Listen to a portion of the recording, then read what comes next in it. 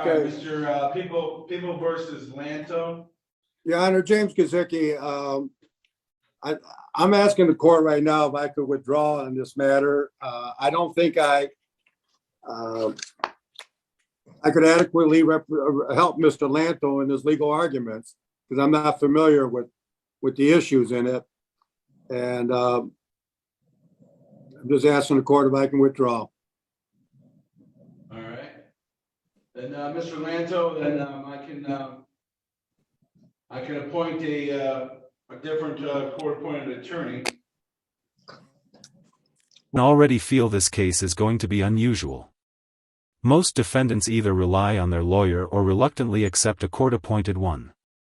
But here, Lanto doesn't trust anyone. He wants to represent himself, and he makes it clear, he just wants to be left alone. That's a red flag for how the rest of this hearing is going to go. That there's an objection to the audio only recording, and I'd like to know, I don't feel safe without a recording, so is there any reasonable objection? Well, first off, you can't record in the courts of law. They're already, if you'd like a transcript, everything is already being recorded by my court recorder. And I can assure you that there's no, the recording device is on and it records, and that's what she does. She records everything. So if you'd like a transcript of that after the proceedings, you're more than welcome to order a transcript. So I've been told that before, and then when it comes to getting the transcripts, I still am waiting for the transcripts when I was told that in the past. So well, like I said, I don't feel safe without a report. I know that you're not talking about the 23rd District Court, because I know if you've ordered a transcript from my court, those are always forthcoming. I've never had to deny anybody a transcript. So well, if that happened to you in another court, then I suggest that you call the State Bar of Michigan and report that court, because obviously they're not doing things correctly. Exchange shows the heart of Lanto's distrust. He insists he doesn't feel safe unless he records the proceedings himself. To most people, that might sound paranoid, but for him, it's about control. And it sets up this clash between personal fear and the structured rules of the court. You also have the right to an attorney if you got a 411 will be appointed to you by the court at public expense. Now, it is alleged that on November the 17th of 2022, while in the city of Taylor, that you violated City Ordinance 32-31, which is a charge commonly known as interfering with the police authority. That is a misdemeanor punishable by 93 days in jail and or up to $500 in fines. So, as to that charge, how do you plead? Guilty or not guilty? Well, first, can I just make a few clarifications? Well, I'm going to caution you that anything you say can and will be used against you. So, I understand. As to guilty or not guilty, that's just the only question I'm asking right now. Well, in order to say guilty or not guilty, or you can stand mute, which means I'm not saying anything, and then I will enter a plea of not guilty for you, so that you don't have to say anything, and it automatically goes to not guilty. So are you pleading guilty, not guilty, or standing mute? Well, before I make a plea, you stated that I have the right to be informed of the cause and nature of the charges, correct? Right, which is what I just told you. I just told you what the charge was. Okay, and you're stating that it's based on an interaction. So my guess is that you have no firsthand knowledge of anything that happened? Well, I'm not stating anything. Notice how patient the judge is here. He lays out the charge clearly: interfering with police authority, a misdemeanor. But Lanto immediately pushes back, questioning whether the judge even knows what really happened. It's like he's less concerned with the charge itself and more focused on exposing flaws in the system. I want to make sure that the prosecutor is aware of, Section 241, Section 242, Title 18, deprivation of rights under color of law. I want to know if they're aware of that.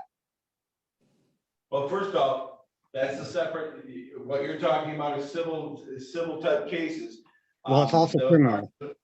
So what I'm saying is, in this matter, the matter that is before me, okay, is a misdemeanor matter where it is alleged that you violated an ordinance of the city of Taylor. The people of the city of Taylor, through their attorney, have acted to bring a case against you.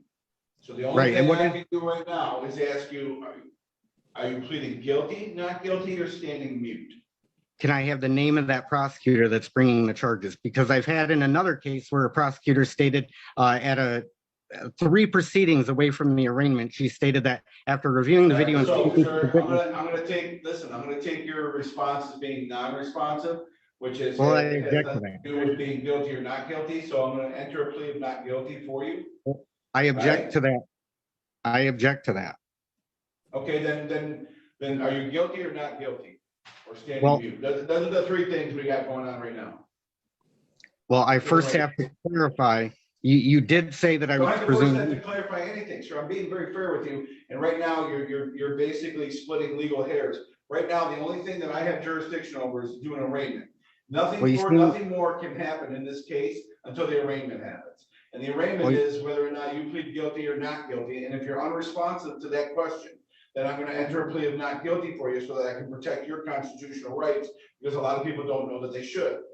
So that's why I enter a plea of not guilty for people who don't really know how to answer the question. So that way they're not getting, no one's gonna be bamboozled or said that, well, you said guilty and you didn't know what was going on. I don't want that to happen. I say that you're either gonna plead guilty, not guilty.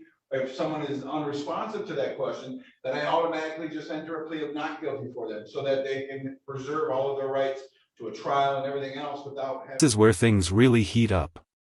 Lanto refuses to enter a plea, forcing the judge to step in. And you can see the judge trying to protect Lanto's rights while also keeping the court moving. It's a bizarre tug-of-war. One side insists on procedure, the other side insists on principle. You are a judge and you are another state actor. Am I going to get a fair and meaningful hearing here? And I'm telling you that I keyed right here. Hang on 1 second. Right And on my I- bench. Copy and of my, sir, please, I have not cut you off at any point, please don't cut me off. This is a copy of my oath of office, and why do I keep it here? Because it constantly reminds me that, what am I gonna do? I do solemnly swear that I will support the Constitution of the United States and the Constitution of this state, and that I will faithfully discharge the duties of the office. So I take that very seriously. My son serves in the Marines. He takes his duty to uphold the Constitution seriously. So if you are implying that I am not going to uphold the Constitution, or that I am going to take an oath and not be true to my oath, then I take offense to it. So if you sense any sort of anger, there's no anger. The only thing I'm telling you is that you are implying that I somehow am an oath breaker, and I am not. Well, I didn't. So, I didn't but imply that's that. exactly what, I swore an oath to the Constitution that I put my hand on the Bible and swore to. And I'm telling you, I don't. That moment with the Bible and the oath? Honestly powerful. The judge isn't just defending the court, he's defending his own integrity. He even brings up his son in the Marines, almost as if to say, this is personal. I take the Constitution seriously. It shows the emotional weight judges carry when their fairness is challenged.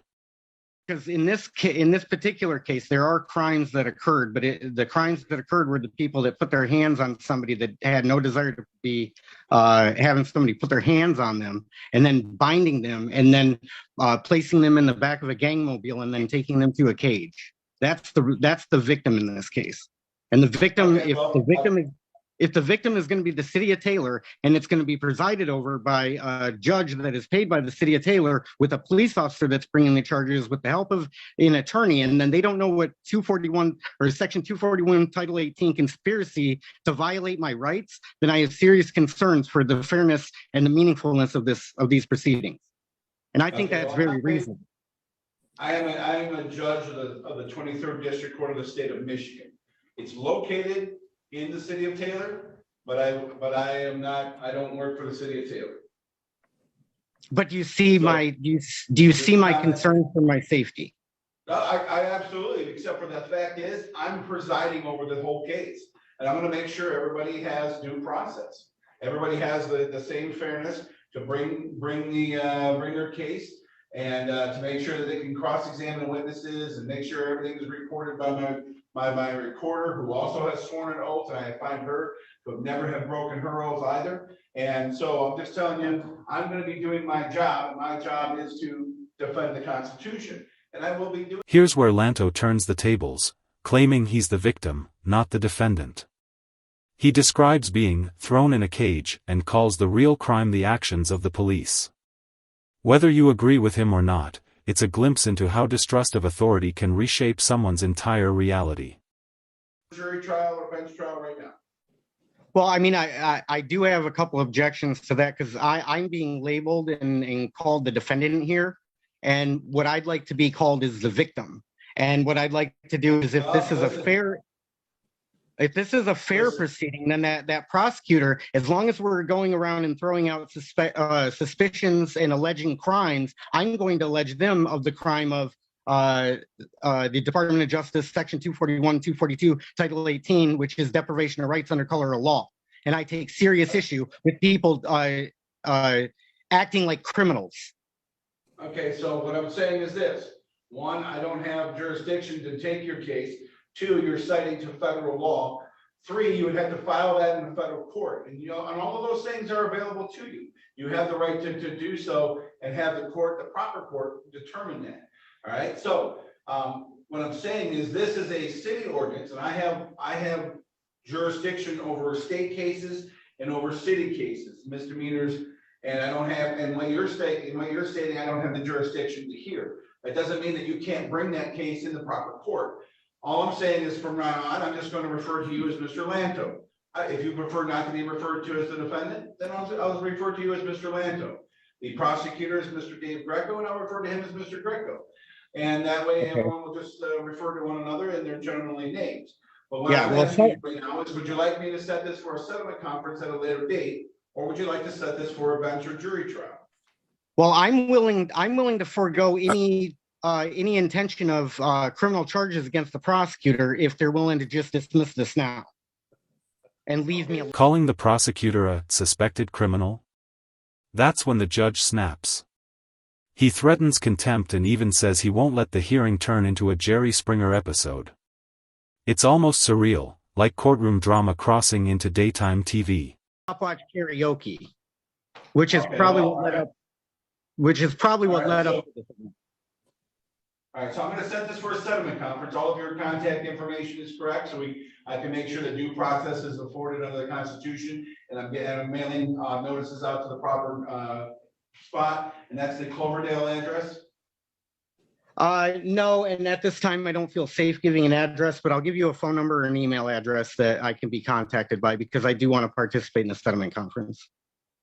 Well, right, but I also need to. I'm required by law to mail it out to your last known address. So if this address is something that you will still receive, all I'm saying is I already have an address. I don't. Yeah, I'm no. is it still current? Is it still in current? In the activism that I do, it's important to stay on the move because I have people that try to retaliate against me and do violent things to me. So I prefer not to. Well, then that's up to you. That's up to you to go to the. It is incumbent upon you to go to the post office and make sure that they have your forwarding address. I'm going to mail. My clerk is going to mail it out to the Cloverdale address.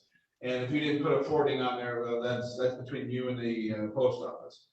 We don't send out emails. We don't send out emails. This part is sad more than anything.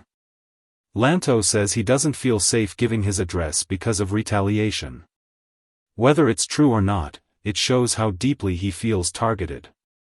And the judge, bound by rules, can only insist on mailing notices. Two worlds colliding, fear versus formality. In the new year, sometime in January, and we'll see everybody then. Okay, I certainly appreciate you being fair. That's what I swore to do. That's what I always do. The hearing ends with the judge reaffirming fairness. But you can sense the exhaustion in the room. This isn't just a legal battle, it's a clash of belief systems. One man convinced the system is against him, and a judge trying to prove it's not.